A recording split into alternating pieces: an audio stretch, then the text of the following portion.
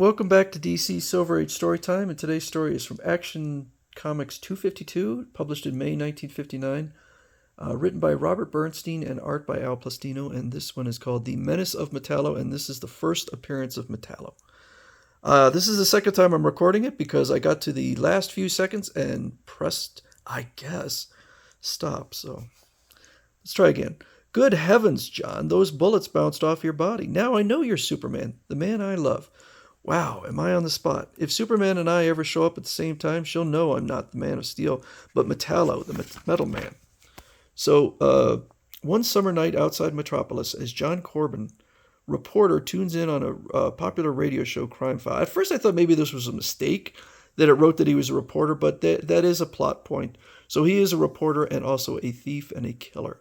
So he believes he committed the perfect crime because he wiped his prints off the gun after he murdered a guy who discovered he is a thief and embezzler. Unfortunately for him, he gets in a car accident, and this couple is coming along. My heavens, Professor, that car skidded off the road and overturned. The driver is pinned underneath. So the professor gets out. She says, I'm only your housekeeper, Professor Vale. I don't understand medicine, but I know you must do what you can to save this man's life. And he does. He apparently is quite a brilliant professor, and he gives him an all-metal body. Your arms are now covered with a flesh-like rubber plastic skin. However, the fluoroscope reveals their true metallic structure. Then I'm kind of a human robot. Yep. So this body of his, this metallic body, is now powered by uranium. Each capsule gives him just 1 day. But there is another substance which can be used to power his heart. But unfortunately, at that moment, there is a rock slide, and the stress of the rocks covering his front door or window or whatever, I guess that's his window, causes him to have a stroke. But John Corbin discovers that he is incredibly powerful. I can't believe it. I'm slicing through the rock barrier with my robot body. My metallic strength is limitless. To blazes with the professor.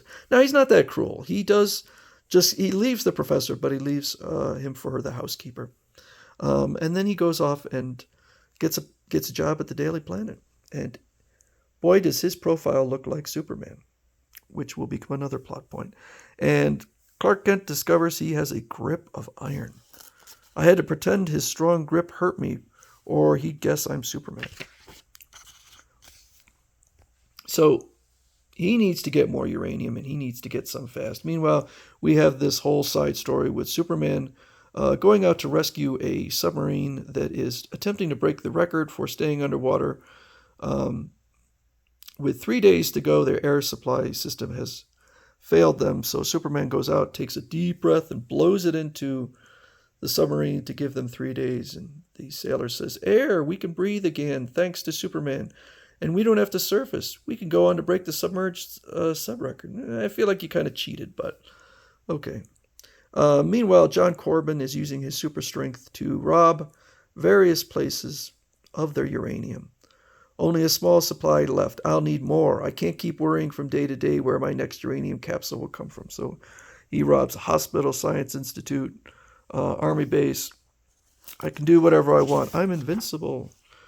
We have another little side quest for Clark Kent, Superman. A woman decides she's going to go over Niagara Falls in a barrel, and she wants Superman to rescue her for publicity. And so Superman decides, well, I'm going to rescue her, of course, but I'm going to do it so she won't know that it was me. And so he does it masked by the sound and water of the waterfall. She comes out. Some lucky rock must have deflected the barrel towards the shore. Sure, of course. Since Superman never showed up, I'd have been killed if I went over this falls. I'll never pull that stunt again. So another little useless diversion in the story. Meanwhile, some criminals do not like the fact that Lois Lane is writing some articles about them, so they try to murder her, but the bullets bounce off of John Corbin. Good heavens! That gang tried to kill me, but all the bullets bounced off Corbin's chest. He's unharmed. Good gracious, Corbin must be Superman's secret identity. And so now she's fallen for him. Wow, am I on the spot? If Superman and I ever show up at the same time, she'll know I'm a fraud. By the way, he did try to come on to her earlier with no success. So he decides what he's going to do is he's going to go out. I'm sorry. One other thing. He overhears a radio report. Now for the news. To stop Metallo's raids, all local suppliers of uranium will hereafter be stored in heavily guarded Fort Tabor. Boy, that's pretty stupid. To announce where you're going to hide all of the rest of the uranium. So this time what he decides to do is he's going to dress up as Superman and just take it. And he does have super strength. He's able to lift this car up. I noticed your truck fell off the lift. I'll help you. Gee, thanks, Superman. So once alone, he breaks in, steals a whole drum of uranium. I guess that's it. That's all of it. He spots that Superman is coming and throws a bronze deer at him, which does not stop Superman. And Superman blows the uranium barrel right out of Corbin's car and then blows his car off. And meanwhile, he spots another problem, which is this globe of the world that is supposed to be lowered onto Atlas's shoulders, but it is these cables have snapped, and so Superman needs to rescue them. John Corbin goes back to the professor and says, "Good, you've recovered from your stroke. Look, Professor, I can't get any uranium. What was that second substance I can use? You collapsed before you could tell me. Kryptonite. Its energy will last you forever. I have a sample in that safe." So he gives him the sample. And for God knows what reason, he smashes this table. But you know what? He's actually kind of nice to the professor. Other than he smashed the table, but he doesn't hurt him. So this is where it gets a little strange. Superman is preparing a big souvenir show for the charity. He'll be here any second to arrange his trophies. He'll feel the effect of this kryptonite the moment he enters. Okay, so he feels he needs to destroy Superman before Superman gets him. So he puts that kryptonite up in up near the pipes. You cannot reach the kryptonite, Superman. Every step you take towards it will torture you.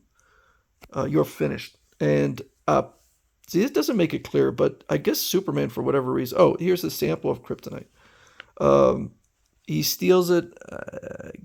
This is, I guess, at a Superman museum or something. And he says, "I'll put Superman's kryptonite inside my mechanical heart and have enough energy to live forever. Now I'll drop in on Lois Lane." Okay, and Superman apparently has tried in the past to use his X-ray vision to melt kryptonite to no success, but I guess this time he's successful. So good for him. He shows up at Lois Lane's place, and accidentally rips his Superman suit on the doorknob. "Too bad your doorknob ripped my shirt. Now you know I'm Metallo. I must get rid of you like I got rid of Superman." But then he drops to the ground. He's dead. He must have had a heart attack. Well, it turns out that kryptonite he stole was fake. So he had real kryptonite, but stupidly replaced it with fake kryptonite. Apparently, kryptonite powered the mechanical heart in his metal chest. This green-colored rock gave him nothing but heart failure. How ironic. So that, it's a reference back to a fortune cookie she opened earlier that I didn't mention. "We were going to arrest Corbin tonight. He made one mistake, Superman. He'd wiped the gun clean, but not the cartridges. He loaded the gun with, that's Corbin's print on an unfired cartridge.